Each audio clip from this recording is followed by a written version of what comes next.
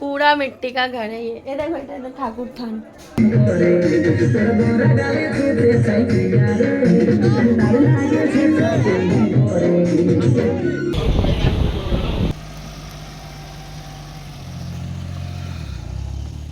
Hello everyone, आज मैं आप लोगों को ले जाने वाली हूँ शहर से दूर गांव में। मेरी कई वीडियो में आपने मेरे भैया को देखा होगा। असल में वो मेरी सबसे छोटी बुआ का लड़का है। हमारी फैमिली के सभी लोग कोलकाता में रहते हैं। मेरे फूफा जी भी कोलकाता में ही रहते थे। उसी दौरान उन दोनों की शादी हुई थी। पर कुछ समय बाद मेरे फूफा जी को उनके घर के सामने एक बहुत अच्छी नौकरी मिल गई और वो अपने घर वापस लौट गए और मेरी बुआ को भी गांव में शिफ्ट होना पड़ा। लेकिन आज से 9 साल पहले मेरे भैया को कोलकाता में जॉब मिल गई और मेरे भैया काम के सिलसिले में हमारे घर में आके रहने लगे। तभी से मेरे भैया यहीं पे रहता है हमारे साथ और जब भी किसी ओकेशन में छुट्टी मिलती है तो वो अपने घर अपनी मम्मी पापा से मिलने जाते हैं। तो इस बार की दुर्गा पूजा में मेरे भैया घर जाने वाले थे। मेरा भी मन कुछ दिनों से बहुत उदास था, घर पे नहीं लग रहा था। फिर क्या था, मैं भी निकल पड़ी अपने भैया के साथ उनके गांव और हमें ज्वाइन किया मेरे और एक कजिन की वाइफ यानी कि मेरी भाभी ने। जाए कि ना जाए ये सोचते सोचते हमें बहुत लेट हो गया था। हमें तो लगा था कि हमें ट्रेन भी नहीं मिलेगी, लेकिन हमारे टैक्सी वाले भैया ने बिल्कुल सही समय पे हमें स्टेशन तक पहुंचा दिया और हमें ट्रेन मिल गई। ये बिल्कुल आखिरी वाला ट्रेन था, इसीलिए बिल्कुल खाली खाली सा था। फिर अल्टीमेटली हमारी ट्रेन स्टेशन से छूट गई और हम चल पड़े बुआ के घर। वैसे ये सफ़र सिर्फ 2.5 घंटे का था, पर मुझे ना ट्रेन में नाइट स्टे करना बहुत अच्छा लगता है। जब हम दूर कहीं जाते हैं ट्रेन में, वहीं पे खाते हैं, वहीं पे सोते हैं। पता नहीं क्यों मुझे वो फीलिंग्स बहुत ही ज़्यादा अच्छा लगता है। एक्चुअली ना मैं घर से बिल्कुल बाहर नहीं निकलती हूँ। साल में एक आध बार जब हम कहीं बाहर जाते हैं ट्रेन में चढ़ के, तो वो वाली फीलिंग्स ना मुझे बहुत अच्छा लगता है। खैर, हमारा स्टेशन ना बिल्कुल आखिरी स्टेशन था, इसलिए देखो ट्रेन पूरा खाली हो गया है और मैं इसी दौरान थोड़ी बहुत गेट के सामने आके पिक्चर्स ले रही थी, क्योंकि मुझे गेट के सामने खड़ा रहना तो बहुत अच्छा लगता है। पर फोन चोरी होने के डर से मैं गेट के सामने नहीं जाती। हमारा स्टेशन आ गया था, हम उतर गए थे ट्रेन से और रात के 10 बज रहे थे और देखो पूरा सुनसान हो गया है स्टेशन, पूरा अंधेरा हो गया है चारों तरफ। गांव है ना, बहुत ज्यादा लाइट्स तो वहाँ पे होती नहीं है। तो आप देख सकते हो हम आ गए हैं आरामबाग। अब आप लोग ये मत कहना कि आरामबाग तो गांव है ही नहीं। हाँ, मुझे पता है आरामबाग शहर है, लेकिन मेरी बुआ का घर ना और भी बहुत अंदर है। वो प्रॉपर गांव है। रात को गाड़ी मिलना उस जगह बहुत ही प्रॉब्लमेटिक था।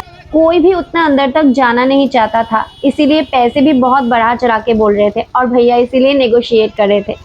अल्टीमेटली हमें एक गाड़ी मिली और हम उस पर चढ़ के निकल पड़े। कुछ टाइम पहले हम कोलकाता में थे, जहाँ इतनी लाइट्स थी, इतनी आवाज़ हो रही थी, पूजा का माहौल था। और अब हम यहाँ पे हैं जहाँ बिल्कुल सुनसान रास्ता है, अंधेरा है। हम इंसान भी पंछियों की तरह होते हैं ना, एक पल यहाँ तो दूसरे पल कहीं और। मुझे तो लगा था इतनी रात गए हमें कुछ नहीं मिलने वाला, लेकिन भगवान की दया से एक मिठाई की दुकान हमें मिल गई। तो हमने फटाफट वहां से कुछ मिठाइयाँ उठा ली, क्योंकि दशमी का दिन था और हम बंगालीज में विजयादशमी करना बहुत ही शुभ माना जाता है। और वैसे भी किसी के घर जाएंगे तो मिठाई तो लेके जाएंगे ही।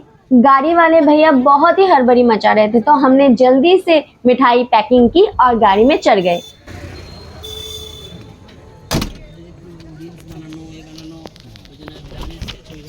फाइनली हम लोग अपने डेस्टिनेशन पे पहुंच गए और आप देख सकते हो पूरा सुनसान इलाका हुआ पड़ा था। मुझे ना लग रहा था कि हम लोग चोर हैं। रात को चोरों की तरह हम लोग लोगों के घरों में हमला करने वाले थे। आप लोग तो जानते ही हो कि गांव के साइड में सब लोग बहुत जल्दी खा पी के सो जाते हैं और सुबह सुबह उठते हैं वो लोग। और हमारे पहुंचते पहुंचते तो 11 बज गए थे, इसीलिए पूरा इलाका सुनसान हो गया था। ये मिट्टी का घर है, मिट्टी का। কি রে কে মারপিট করছে? मुझे तो लगा था कि रात के 11 बज रहे हैं, सब लोग सो गए हैं, लेकिन यहाँ का नज़ारा देख के तो मैं बिल्कुल शॉक ही हो गई। सामने ये जो मंदिर देख रहे हैं आप लोग, वो दुर्गा माता की मंदिर है और उसके सामने भाई साहब कितने सारे लोग भीड़ जमा के खड़े हैं। और मैं पागल अब तक सोच रही थी कि सब लोग घोड़े बेच के सो रहे हैं। हैप्पी पूजा কেমন আছো? दुख की बात ये थी गाइस कि मैं मूर्ति देख नहीं पाई। हमारे जस्ट आने से पहले ही मूर्ति को विसर्जन कर दिया गया।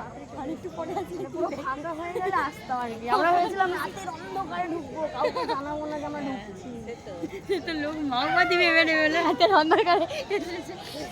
वैसे मैं अब तक जिनसे बात कर रही थी वो प्रोशन भैया की ताई जी और उनकी बहनें हैं। अब हम चलते हैं उनके घर की तरफ। बाहर से आप लोग देख रहे हो कि ये घर ईंट और सीमेंट से बना हुआ है, लेकिन इंतजार करो थोड़ा, अंदर जाते ही आप लोगों को समझ में आएगा कि घर तो पूरा का पूरा मिट्टी से बना हुआ है। पहले मिट्टी का बना हुआ था पूरा का पूरा, लेकिन अभी रेनोवेशन हुआ है तो थोड़ा बहुत सीमेंट का यूज किया गया है, लेकिन अंदर अभी भी मिट्टी का घर आप लोगों को देखने को मिलेगा। यहाँ मैं पागल ही हो गई थी मेरे बुआ को देख के, हंसी मेरी रुक नहीं रही थी और मैं दौड़ रही थी उनके पास जाने के लिए, क्योंकि उनसे बहुत ज़्यादा मेल मिलाप होता नहीं है। वो इतनी दूर रहती है कि बहुत ज़्यादा कलकत्ता में आ नहीं पाती हैं, बहुत रेयर आती हैं, और जब आती है तो बहुत दिन रुक के जाती है। तो ये रही मेरी बुआ।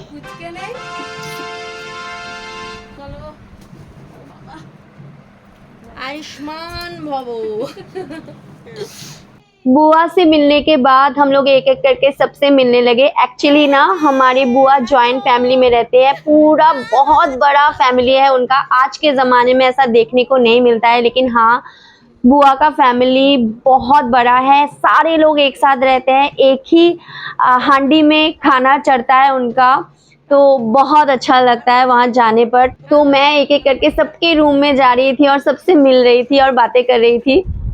और ये देखो मिट्टी का रूम, मैंने कहा था ना आप लोगों से कि पूरा घर मिट्टी से बना हुआ है, तो पूरा देखो स्टोर रूम है ये।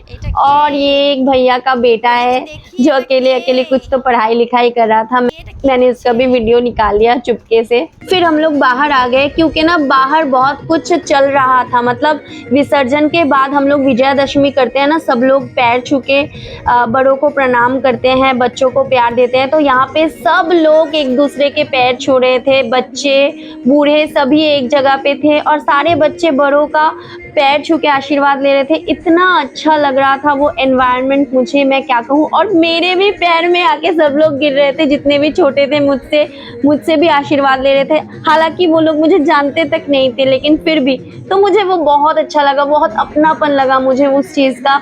सच में बहुत अच्छा लगा।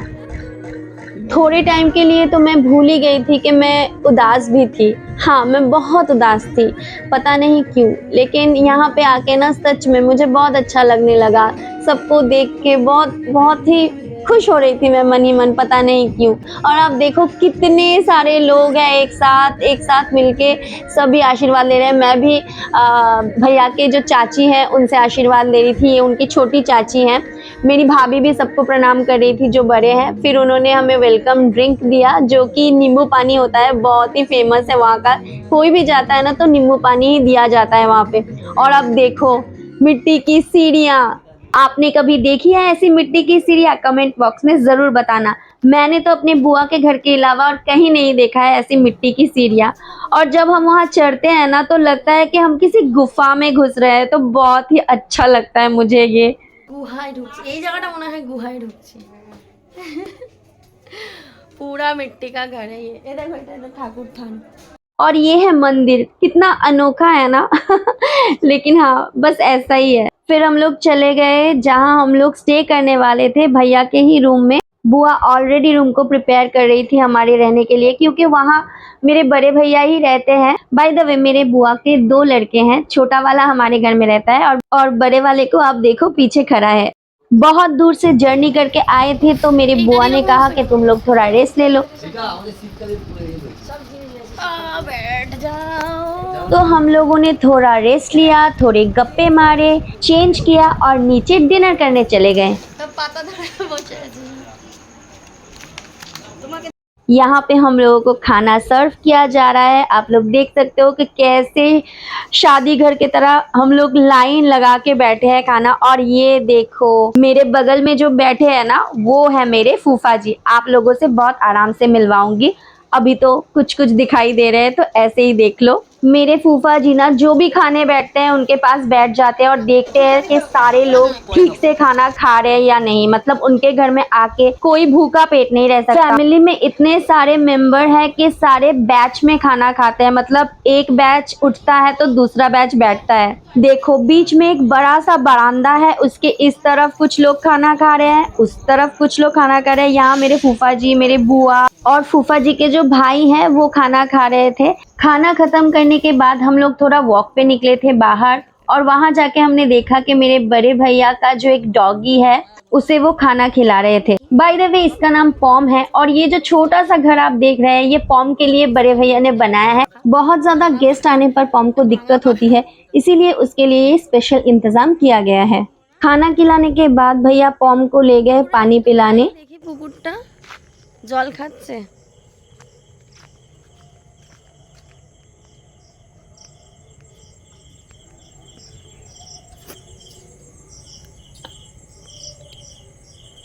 প্রতাপদা আর পমকে কি একসাথে ভাল লাগছে দেখো দেখতে। বেশি আমার নেই, এক एक दूजे के लिए।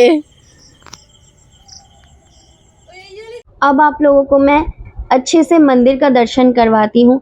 प्रतिमा तो विसर्जित हो गई थी, मंदिर पूरा खाली पड़ा था, पर भैया ने कहा मंदिर के अंदर लक्ष्मी माता की मूर्ति रखी है और भी बहुत सारी चीज़ है, पूजा का सामान है, वो सब दिखाने के लिए भैया ने हमें कहा कि चलो हम लोग अंदर जाके तुम लोगों को पूरा मंदिर दिखाते हैं।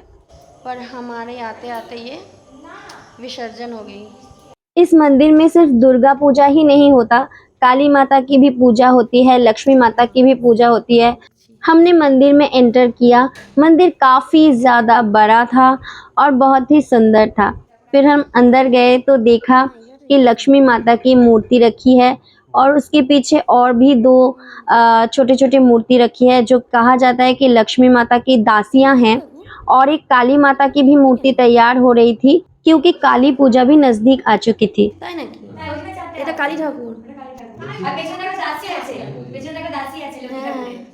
বাহ জয়া বিজয়া। বাহ বাহ বাহ বাহ, খুব সুন্দর তো। फिर हमने देखा कि यहाँ एक बहुत बड़ा सा त्रिशूल रखा गया है, जो कि माता के हाथों में थी शायद कुछ देर पहले तक। मंदिर दर्शन के बाद हम लोग कुछ देर तक बाहर बैठे रहे। मेरी बुआ और फूफा जी भी हमारे साथ बैठ के गप्पे लड़ा रहे थे, हम लोग बहुत सारी बातें कर रहे थे।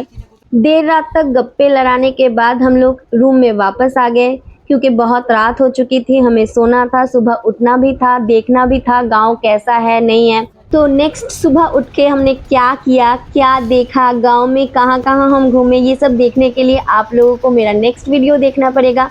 ये वीडियो बहुत लॉन्ग हो रहा था, इसीलिए यही ख़त्म करी हूँ। मिलती हूँ नेक्स्ट वीडियो में, तब तक के लिए bye bye, love you all.